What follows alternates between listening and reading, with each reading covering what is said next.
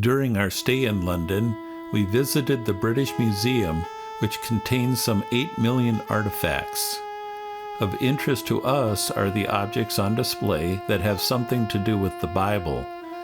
Critics claim that the Bible accounts of places and events are just made-up stories with no historical basis in fact. Archeology, however, proves that accounts written in the Bible are in fact based on real history. One famous object on display at the museum is the Rosetta Stone, which was discovered by archaeologists in 1799.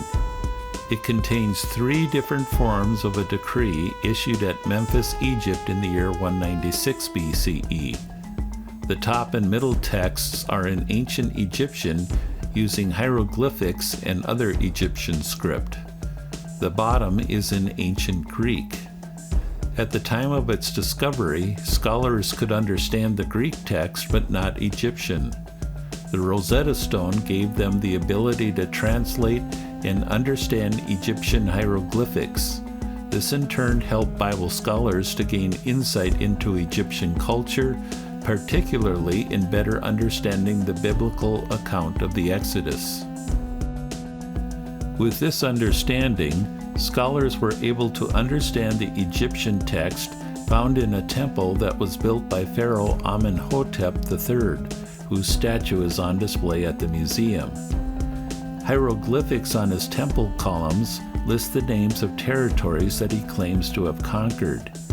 Each territory is represented by a prisoner with his hands tied behind his back and bearing a shield upon which the name of his land or people is inscribed. One depicts the people living in the land of Palestine.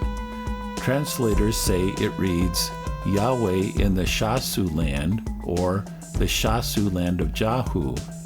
The name Yahweh or Jahu is written with the Egyptian letters YHW. Scholars claim that these letters correspond to the Tetragrammaton YHWH, the divine name for God that appears over 7,000 times in the Bible. If this interpretation is true, then the text found on this Egyptian temple is the oldest known occurrence of the name Jehovah that can be found outside of the Bible. Another archaeological display at the British Museum contains the Lakish letters, which were discovered at the excavations at Lakish in 1935. These letters were written on clay pottery shortly before Lakish fell to the Babylonian army of King Nebuchadnezzar.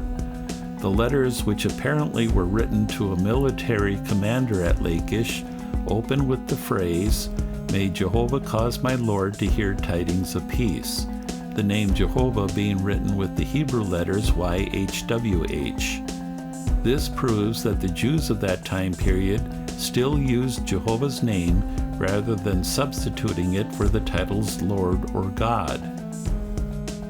The Lakish letters also describe events similar to how Jeremiah describes them in the Bible. According to Jeremiah, Lakish and Azekah were the last 2 fortified cities to fall to the Babylonians before Jerusalem was taken. The Lakish letters confirm this, which means the account written in the Bible book of Jeremiah is historically accurate. These are just a few examples of artifacts on display at the British Museum that support the historical accounts as recorded in the Bible. They also prove that God's name Jehovah was used in other ancient writings besides the Bible.